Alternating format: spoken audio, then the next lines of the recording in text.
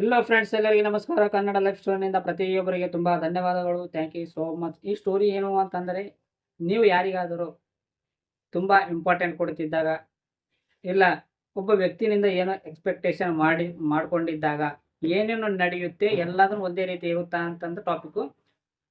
ನೀವು ನೀವು ಯಾವುದೇ ವ್ಯಕ್ತಿಗೆ ಇಷ್ಟಪಡ್ತಿದ್ದಾಗ, ಇಲ್ಲ ಕೆಲವೊಂದು ಇಂಪಾರ್ಟೆಂಟ್ ನೀವು ತುಂಬ ಕೊಡುತ್ತಿದ್ದಾಗ, ನೀವು ಅನ್ಕೊಂಡಿದ್ದಂಗೆ ಅವರು ಒಬ್ಬ ವ್ಯಕ್ತಿ ಇರದಿದ್ದಾಗ ನಿಮ್ಮ ಮನಸ್ಸಿಗೆ ನೋವಾಗುತ್ತೆ. ಅದು ನಿಜ.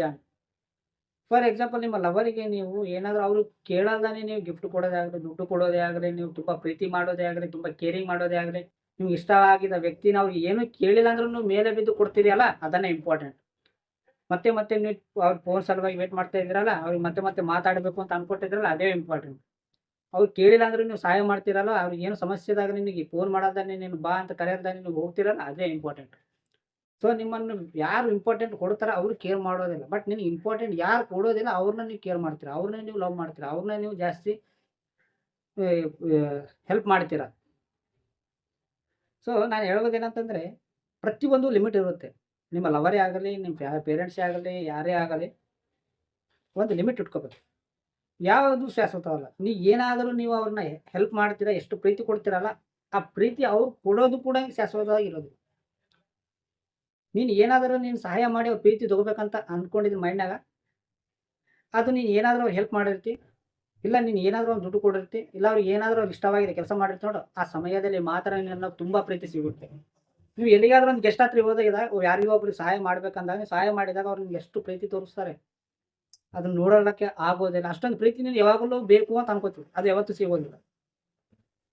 ಒಬ್ಬ ವ್ಯಕ್ತಿಗೆ ನಿನ್ನ ಲವರಿಗೆ ಏನಾದರೂ ಸಮಸ್ಯೆ ಬಂದಾಗ, ಇಲ್ಲ ನೀವು ತುಂಬ ಇಷ್ಟ ಆಗಿದ ವ್ಯಕ್ತಿ ಅವ್ರಿಗೆ ಏನೋ ಒಂದು ಕಷ್ಟದಲ್ಲಿದ್ದಾಗ, ಅವ್ರು ಸಹಾಯ ಮಾಡಿದಾಗ, ಅವ್ರು ನಿನ್ನನ್ನು ನೀನು ನೋಡ್ಲಾರ ಪ್ರೀತಿಗಳನ್ನು ಕೊಡುತ್ತಾರೆ, ನೀನು ನೋಡ್ಲಾರ ಕೇರ್ಲೆಸ್ ಅನ್ನು ಮಾಡುತ್ತಾರೆ, ಕೇರಿಂಗ್ ತುಂಬಾನೇ ಮಾಡುತ್ತಾರೆ. ಯಾಕೆಂತಂದ್ರೆ ಕೆಲವು ದಿನಗಳು ಮಾತ್ರ ಮಾಡುತ್ತಾರೆ. ಕೆಲವು ದಿನಗಳಾಗಿದ ನಂತರ ಮತ್ತೆ ನಾರ್ಮಲ್ ಆಗಿಬಿಡುತ್ತೆ. ಅದು ಏನು ನೀನು ಹೆಲ್ಪ್ ಮಾಡಿದೀಯಲ್ಲ, ಆ ಟೈಮ್‌ನಲ್ಲಿ ತುಂಬ ಪ್ರೀತಿ ಇರುತ್ತೆ, ತುಂಬ ಕೇರಿಂಗ್ ಇರುತ್ತೆ.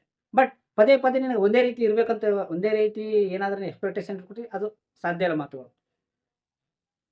ಸರ್, ನೀನು ತುಂಬ ಅವ್ರಿಗೆ ಕೇಳಿದನ್ನ ನೀನು ಕೊಟ್ಟುಬಿಡ್ತಿ, ಇಲ್ಲ ಅವ್ರಿಗೆ ಹೇಳಿದನ್ನ ನೀನು ಮಾಡಿಬಿಡ್ತಿ. ಯಾವುದೋ ಒಂದು ಸಮಯ ಸಂದರ್ಭ ಬಂದಾಗ ಪ್ರತಿಯೊಂದು ಇಷ್ಟ ಆಗಿದಂಗೆ ಅವ್ರು ಇರೋದಿಲ್ಲ, ಇಷ್ಟ ಆಗಿದಂಗೆ ಅವ್ರು ಮಾತಾಡೋದಿಲ್ಲ, ಇಷ್ಟ ಆಗಿದ್ದನ್ನ ಮನಸ್ಸಿಗೆ ಚೆನ್ನಾಗಿ ಸಂತೋಷ ಪಡಿಸಲ್ಲ. ಸೊ ಯಾವುದೋ ಒಂದು ಸಮಯದಾಗ, ಎಲ್ಲೋ ಒಂದು ಟಾಪಿಕ್‌ದಾಗ ನಿಮಗೆ ನೋವು ನೋವು ಕೊಡೋ ಮಾತುಗಳನ್ನು ಕೆಲವೊಂದು ಆಡುತ್ತಾರೆ. ಟೈಮ್ ಪಾಸೇ ಆಗಲಿ, ಸೀರಿಯಸ್ ಆಗಲಿ, ಜೋಕಾಗಿ ಆಡಿದ್ರು ಕೂಡ ನಿಮ್ಮ ಮನಸ್ಸಿಗೆ ನೋವಾಗುತ್ತೆ. ನೋವಾಗಿದ್ದಾಗ ನಿಮ್ಗೆ ಅನಿಸುತ್ತೆ, ಫಾಸ್ಟಾಗಿ ನೆಗೆಟಿವ್ ಥಿಂಗ್ಸ್ ಬರುತ್ತೆ. ನಾನು ಇಷ್ಟು ಎಲ್ಲ ಮಾಡಿದ್ರು ಕೂಡ ಅವ್ರು ನನಗೆ ಇಷ್ಟು ಮಾತು ಅಂದ್ರಲ್ಲ ಅಂತ ನೆನಪು ಬರುತ್ತೆ. ಸರಿ, ಅವ್ರಿಗೆ ಹೇಳ್ಬಿಡ್ತೀನಿ, ಏನು ನನಗೆ ಅಸಲು ನಾವು ಮಾಡಿದ್ದೆಲ್ಲ ನೀನು ಗುರು ತಿಕ್ತಾ ಇಲ್ಲ, ನಾನು ಮಾಡಿದ್ದೆಲ್ಲ ಅಸಲು ನನ್ನ ಪ್ರೀತಿನೇ ಇಕ್ತಾ ಇಲ್ಲ, ಏನೋ ಅಂತ ಕೇಳಿದೆ, ನೀನು ಮಾಡಂದೇ ಯಾರು? ಈ ಮಾತು ಬಂತಂತಂದರೆ ಅಲ್ಲಿಗೆ ಹೋಯ್ತು. ಅದಕ್ಕೆ ಹೇಳ್ತೀನಿ, ನೀವು ಮಾಡಿ ಅನ್ಸ್ಕೊಂಬದು ಯಾಕೆ? ಅವ್ರು ಕೇಳಿದ್ರೆ ಮಾಡಿ, ಅವ್ರ ಸಹಾಯ ಕೇಳಿದ್ರೆ ಮಾಡಿ, ಅವ್ರ ದುಡ್ಡು ಕೇಳಿದ್ರೆ ಮಾಡಿ, ನಿಮ್ಗೆ ಆಗಿದೋಟು ಮಾಡಿ, ಅವ್ರು ಕೇಳಿದಷ್ಟು ಆಗಲ್ದಾನೆ ನಿಮ್ಮ ಅವಕಾಶ ಎಷ್ಟಿದೆ, ನಿಮ್ಗೆ ಎಷ್ಟು ಮಾಡಬೇಕು ಅನ್ನಿಸ್ತಿದೆ ಅಷ್ಟೇ ಮಾಡಿ. ಬಟ್ ಅವರು ಅವ್ರ ಪ್ರೀತಿ ಸಲುವಾಗಿ ನೀನು ಏನೋ ಕೊಟ್ಬಿಡ್ತೀನಿ, ನೀನು ಏನೋ ಮಾಡಿಬಿಡ್ತೀನಿ ಅಂತ ಮಾಡ್ಲಕ್ಕೆ ಹೋಗ್ಬಿಡಿ. ಪ್ರತಿ ಸಾರಿ ನಿಮ್ಗೆ ಇಷ್ಟ ಆಗಿದ ಮಾತುಗಳನ್ನು ಯಾರೂ ಆಡೋದಿಲ್ಲ. ನಿಮ್ಗೆ ಇಷ್ಟ ಆಗಿದ್ದನ್ನ ಬಿಹೇವಿಯರ್ ಯಾರೂ ಮಾಡ್ಕೊಂಬಂದಿಲ್ಲ. ಅವ್ರಿಗೊಂದು ಲೈಫ್ ಇರುತ್ತೆ, ಅವ್ರಿಗೊಂದು ಇದು ಇರುತ್ತೆ. ಪ್ರತಿ ಸಾರಿ ನೀವು ಸಹಾಯ ಮಾಡಿದ ತಕ್ಷಣ ಅವ್ರು ನಿಮ್ಗೆ ಇಷ್ಟವಾಗಿದ್ದಂಗೆ ಯಾರೂ ಇರೋದಿಲ್ಲ. ಈ ಪ್ರಪಂಚದಲ್ಲಿ ಯಾರೂ ಇರೋದಿಲ್ಲ. ನೀನೇ ಇರೋದಿಲ್ಲ, ಬೇರೆಯವ್ರು ಬಿಡು. ಸೊ ಅದಕ್ಕೆ ಹೇಳ್ತಿರೋದು, ನೀನು ಏನಾದರೂ ಅವರಿಂದ ನೀನು ಒಂದು ಹಣ ಆಗಲಿ, ಹೆಲ್ಪೇ ಆಗಲಿ, ವಸ್ತುವೇ ಆಗಲಿ ಕೊಟ್ಟಿದ ಮೇಲೆ ಅವರಿಂದ ನೀನು ಏನಾದರೂ ಪ್ರೀತಿ ಆಗಲಿ, ಇನ್ನು ಏನಾದರೂ ಎಕ್ಸ್ಪೆಕ್ಟೇಷನ್ ಇಟ್ಕೋತಿ ನೋಡು, ಸಿಗುತ್ತೆ. ಆ ಟೈಮಲ್ಲಿ ಸಿಗುತ್ತೆ. ಬಟ್ ಪ್ರತಿ ಸಾರಿ ಸಿಗೋದಿಲ್ಲ. ಪ್ರತಿ ಸಾರಿ ಸಿಗಬೇಕು ಅಂತಂದ್ರೆ ಅದು ಯಾರಿಂದೂ ಆಗೋದಿಲ್ಲ. ಆ ಸಮಯ ಬಂದಾಗೆ ಸಿಗುತ್ತೆ. ಅವ್ರು ಕಷ್ಟದಾಗಿದ್ದಾಗ ಹೆಲ್ಪ್ ಮಾಡಿ ನೋಡು. ಅವಾಗ ನಿನಗೆ ಏನು ಬೇಕಾದ್ರೂ ಕೊಡ್ತಾರೆ, ಏನು ಬೇಕಾದ್ರೂ ಹೆಲ್ಪ್ ಮಾಡುತ್ತಾರೆ. ನೀನು ಏನು ಕೇಳಿದೆಲ್ಲ ಪ್ರೀತಿ ಸಿಗುತ್ತೆ ನಿನಗೆ ಆ ಟೈಮ್‌ನಲ್ಲಿ. ಕೆಲವು ದಿನಗಳಾಗಿದ ನಂತರ ಅದೇ ನೋಡು. ಸೊ ನೀನು ತುಂಬಾ ಇಂಪಾರ್ಟೆಂಟ್ ಕೊಡ್ತಾ ಇದ್ದಾಗ, ಯಾವುದೋ ಒಂದು ಸಮಯ ಸಂದರ್ಭ ಬಂದಾಗ, ಒಂದು ಮಾತಂದಾಗ ನೀನು ತಗೊಳಕ್ಕಾಗಲ್ದಾಗ, ನಿಮ್ಮ ಮನಸ್ಸಿಗೆ ನೋವಾಗದಂಗ, ಅವ್ರ ಮೇಲೆ ಬೇಜಾರಾಗುತ್ತೆ. ನಾನು ಎಷ್ಟು ಮಾಡಿದ್ರು ಕೂಡ ನೀನು ಇಟ್ಕೊಂಡಿಲ್ಲ ಅಂತ ಬರುತ್ತೆ. ಯಾರೂ ಇಟ್ಕೊಂಬೋದಿಲ್ಲ. ಆ ಸಮಯ ಒಂದು ಕೆಲವು ದಿನಗಳು ಮಾತ್ರ ಇಟ್ಕೋತಾ ಇದ್ದಾರೆ. ನೀನು ದುಡ್ಡು ಕೊಟ್ಟರು ಕೂಡ ಯಾರೂ ಇಟ್ಕೊಂಬೋದಿಲ್ಲ. ಸೊ ನೀನು ಮಾಡಂದರೆ ಯಾರು ಹೆಲ್ಪು ಅಂತಂದಾಗ ಏನು ಮಾಡ್ತಿ? ಸೊ ಅದಕ್ಕೆ ಅವ್ರು ಕೇಳಲ್ದನೆ ಯಾವುದು ಮಾಡ್ಲಕ್ಕೆ ಹೋಗಬೇಡಿ. ಪದೇ ಪದೇ ಅವ್ರ ಹತ್ರ ಹೋಗೋದೇ ಆಗಲಿ, ಪದೇ ಪದೇ ಅವ್ರ ಹತ್ರ ಮಾತಾಡೋದೇ ಆಗಲಿ, ಪದೇ ಪದೇ ಫೋನ್ ಮಾಡೋದೇ ಆಗಲಿ, ಹಿಂಗೆ ಜಾಸ್ತಿ ಇಂಪಾರ್ಟೆಂಟ್ ಕೊಡೋದಾಗ ಅವ್ರು ಚೀಪ್ ತಿಳ್ಕೊತಾರೆ. ನಿಜ ಹೇಳ್ತೀನಿ, ಚೀಪ್ ತಿಳ್ಕೊತಾರೆ. ಅದಕ್ಕೆ ಹೇಳ್ತಿರೋದು, ನೀವು ತುಂಬ ಇಂಪಾರ್ಟೆಂಟ್ ಕೊಡೋದು ಮರೀರಿ. ನಿಮ್ಮ ಲವರೇ ಆಗಲಿ. ನೀವು ನೋಡಿ, ಒಂದು ಗಂಟೆ ನೀವು ಮಾತಾಡಿ ನೋಡಿ. 1 ಗಂಟೆ, 2 ಗಂಟೆ, 3 ಗಂಟೆ ಮಾತಾಡಿದಾಗ ಏನಿರುತ್ತೆ ಅಲ್ಲಿ ಮಾತಾಡೋಕ್ಕೆ? ನೀವು 24 ಗಂಟೆ ನಿಮ್ಮ ಎದುರುಗಡೆ ನಿಮ್ಮ ಲವರ್ ಎದುರುಗಡೆ ಕುಂತಾಗ ಏನು ಇರುತ್ತೆ ಪ್ರೀತಿ? ಅದೇ ಇಂಪಾರ್ಟೆಂಟ್ ಅಲ್ವಾ? ನೀನು ವರ್ಷಿಗೆ ಒಂದು ಸಾರಿ ಇಲ್ಲ ಒಂದು ತಿಂಗಳಿಗೆ ಒಂದು ಸಾರಿ ಇಲ್ಲ ಏನೋ ಒಂದು ದಿನದಾಗ 1 ಗಂಟೆ ಆಗಲಿ ನಿಮ್ಮ ಲವರ್ ಜೊತೆ ಮಾತಾಡಿ. ಇಲ್ಲ ನಿಮ್ಗೆ ಬೇಕಾಗಿದ್ದ ವ್ಯಕ್ತಿಗೆ ಮಾತಾಡಿ ನೋಡಿ. ಇಷ್ಟೋ ಪ್ರೀತಿ ಇರುತ್ತಲ್ಲ. ಬಟ್ ನೀವು 24/7 ನೀವು ಅದ್ರ ಅವ್ರ ಬೆಲೆ ಇದ್ರೆ ಅವ್ರಿಗೆ ನೀವು ಒಂದು ಸೇವೆ ಮಾಡ್ಕೊತಾ ಇದ್ರೆ, ಅವ್ರನ್ನ ನೀವು ನೋಡ್ಕೊತಾ ಇದ್ರೆ, ಅವ್ರು ಕೇಳೋದೆಲ್ಲ ಕೊಟ್ಕೊತ ಹೋದ್ರೆ ಅದು ಇಂಪಾರ್ಟೆಂಟ್ ಅಲ್ವಾ? ಸೊ ನೀವು ಅನ್ಕೊಂಡಿದ್ದಂಗೆ ನೀನು ಸಹಾಯ ಮಾಡಿದ ತಕ್ಷಣ ನಿಂಗೆ ಪ್ರೀತಿ ಕೊಡ್ತಾರ ಅಂತ ನೀನು ಏನಾದ್ರು ಎಕ್ಸ್‌ಪೆಕ್ಟೇಷನ್ ಮಾಡ್ಕೋತಿ. ಆ ಪ್ರೀತಿ ಕೊಡಲ್ಲ ನಿಂಗೆ ನೋವಾಗುತ್ತಾ ಇಲ್ವಾ? ಸೊ ಮಾಡ್ಬೇಕಾಗಿತ್ತಾ? ನಾ ಇಷ್ಟು ಮಾಡಿದ್ರು ಕೂಡ ನಾನು ಗುರು ತೆಕ್ಕಿಲ್ಲಲ್ವಾ ಅಂತ ಅನಿಸುತ್ತಾ? ಅದಕ್ಕೆ ಯಾಕೆ ಮಾಡಬೇಕು? ಮಾಡಬಾರ್ದು. ಯಾರಿಗೂ ಮಾಡಬಾರ್ದು. ಯಾರು ಬಾಯಿ ಬಿಚ್ಚಿ ನನಗೆ ದುಡ್ಡು ಕೊಡು ಅಂತ ಕೇಳದಂಗೆ ನೀವು ಮ್ಯಾಲ್ ಬಿದ್ದು ಕೇಳಕ್ಕೆ ಹೋಗ್ಬೇಡಿ, ಕೊಡಕ್ಕೆ ಹೋಗಬೇಡಿ. ಅವ್ರು ಕಷ್ಟ ಬಂದರೂ ಕೂಡ ನಿನ್ನ ಸಹಾಯ ಬೇಕು ಅಂದ್ರೆ ಮಾಡಿ. ಮ್ಯಾಲ್ ಬಿದ್ದು ನೀವು ಮಾಡಕ್ಕೆ ಹೋಗ್ಬೇಡಿ. ಯಾರೂ ಇಟ್ಕೊಂಬೋದಿಲ್ಲ. ಯಾರೂ ಇಟ್ಕೋತಿಲ್ಲ. ಯಾರೂ ಸೊ ನನಗೇನೋ ಪ್ರೀತಿ ಕೊಡ್ತಾರೆ, ಆ ಟೈಮ್‌ನಲ್ಲಿ ಕೊಡ್ತಾರೆ ಅನ್ನೋ ಬಟ್ ಪ್ರತಿದಿನ ಯಾರೂ ಇಟ್ಕೊಂಬೋದಿಲ್ಲ. ನಾನು ಹೇಳ್ತಿದ್ದೀನಿ, ಎಕ್ಸ್‌ಪೆಕ್ಟೇಷನ್ ಇಟ್ಕೋರಿ ಪರವಾಗಿಲ್ಲ. ಇಂಪಾರ್ಟೆಂಟ್ ಕೊಡ್ರಿ ಪರವಾಗಿಲ್ಲ. ಅದಕ್ಕೊಂದು ಲಿಮಿಟ್ ಇರುತ್ತೆ.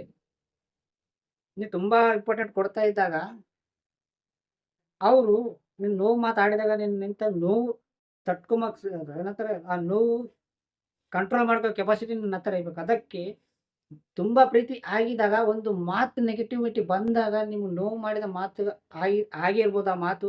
ಸೊ ಅವಾಗ ನಿಮ್ಗೆ ಬೇಜಾರು ಅನಿಸುತ್ತೆ. ಇಷ್ಟು ದಿನ ನೀವು ಏನೇ ಆದ್ರೂ ಮಾಡಿದ್ರೆ ಅವೆಲ್ಲ ನೆನಪುಗಳು ಬರುತ್ತೆ.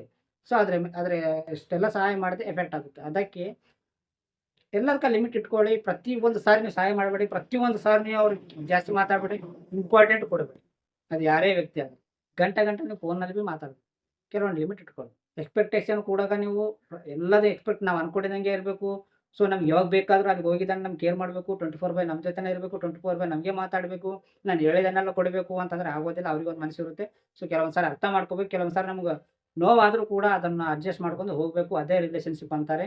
ಸೊ ನಮ್ಮ ರಿಲೇಷನ್ ಸರಿಯಾಗಿರಬೇಕು ಅಂತಂದರೆ ಕೆಲವೊಂದು ನಿಮ್ಗೆ ಇಷ್ಟ ಆಗ್ಲಾರ್ದ ಮಾತುಗಳನ್ನು ಕೇಳಲಾರ್ದಂಗೆ ಇರಬೇಕು. ಮನಸ್ಸು ನೋವಾದರೂ ಕೂಡ ಸ್ವಲ್ಪ ಒಂದು 2, 3 ಗಂಟೆ ಕಣ್ ಕಂಟ್ರೋಲ್ ಮಾಡ್ಕೊಂಡ್ರೆ ಎಲ್ಲ ಸರಿ ಹೋಗುತ್ತೆ. ಸೊ ಯಾವುದಕ್ಕೂ ಬೇಜಾರು ಬೇಡ. ಎಲ್ಲರೂ ಸರಿ ಚೆನ್ನಾಗಿರ್ರಿ. ಬಟ್ ಜಗಳ ಆಡಬೇಡಿ. ಜಗಳ ಆಡೋದ್ರಾಗ ವ್ಯತ್ಯಾಸ ಏನಿರುತ್ತೆ ಅವರಿಗೆ ನಿಮ್ಗೆ ವ್ಯತ್ಯಾಸ ಇರೋದು. ನಿನಗೆ ಇಷ್ಟ ಆಗಲ್ಲ ಅವ್ರ ಜೊತೆ ಮಾತಾಡೋದು ಬಿಟ್ಬಿಡಿ. ಸೊ ಅವರಿದ್ರ ನಿಮಗೆ ಯಾವುದು ಮನಸ್ಸಿನಿಂದ ಮಾಡಬೇಡಿ. ಬಟ್ ನೀವು ಯಾವುದೇ ಆಗಲಿ ನೀವು ಬೀದಿ ಬಿದ್ದು ಜಗಳ ಆಡಿ ನಿಮ್ಮ ರೆಸ್ಪೆಕ್ಟ್ ಅನ್ನೋದು ಕಳ್ಕೊಬೇಡಿ. ಅರ್ಥ ಆಯ್ತಾ? ನಿಮ್ಗೆ ಇಷ್ಟ ಆಗ್ಲಾರ ವ್ಯಕ್ತಿ ನಿಮ್ಗೆ ಇಷ್ಟ ಆಗ್ತಾ ಇಲ್ಲ, ಅವ್ರ ಮುಖ ನೋಡ್ಬೇಕು ಅನ್ಸಲ್ಲ ನೋಡಬೇಡಿ. ಮಾತಾಡಬೇಡಿ. ಅವ್ರ ಹತ್ರ ಇರಬೇಡಿ ಸಿಂಪಲ್. ಬಟ್ ನೀವು ಜಗಳ ಮಾತ್ರ ಆಡ್ಬೇಕು ಹೋಗ್ಬೇಡಿ. ನಿಮ್ಮ ಪ್ರೀತಿ ಇನ್ನೂ ದೂರ ಆಗುತ್ತೆ. ಇವಾಗ ನಿಮ್ಮನ್ನು ನೀವು ಮಾತಾಡಿದ್ರು ಕೂಡ ನಿಮಗೆ ಕರೆಕ್ಟಾಗಿ ಮಾತಾಡ್ತಿಲ್ಲ, ಪ್ರೀತಿ ಕರೆಕ್ಟಾಗಿ ಸ್ಟಾರ್ಟಿಂಗ್‌ಲಿಂದ ಪ್ರೀತಿ ಇಲ್ಲ ಅಂತಂದಾಗ, ಸೊ ನೀವು ಅರ್ಥ ಮಾಡಿಕೊಂಡು ದೂರ ಆಗೋದನ್ನ ಕಲಿಬೇಕು. ಬಟ್ ನೀನು ಮಾತಾಡ್ತಾ ಇಲ್ಲ, ನೀನು ಅವಿನ ಥರ ಇಲ್ಲ ಇಲ್ಲ ಅಂತ ಕೇಳಕ್ಕೆ ಹೋಗ್ಬೇಡಿ. ಅರ್ಥ ಆಯ್ತು ಅನ್ಕೋತೀನಿ. ಸೊ ಯಾರಿಗೆ ಇಂಪಾರ್ಟೆಂಟ್ ಎಲ್ಲಿರ್ಬೇಕು ಅಲ್ಲೇ ಇರಬೇಕು. ಜಾಸ್ತಿ ಪ್ರೀತಿ ಮಾಡಿದ್ರು ಕೂಡ ತೆಲ್ ಮೇಲೆ ಬಂದು ಕೂಡ್ತಾರೆ. ಅರ್ಥ ಆಯ್ತಾ? ಸೊ ಈ ಸ್ಟೋರಿ ಕೇಳಿದ ಪ್ರತಿಯೊಬ್ಬರಿಗೆ ತುಂಬಾ ಧನ್ಯವಾದಗಳು. Thank you so much.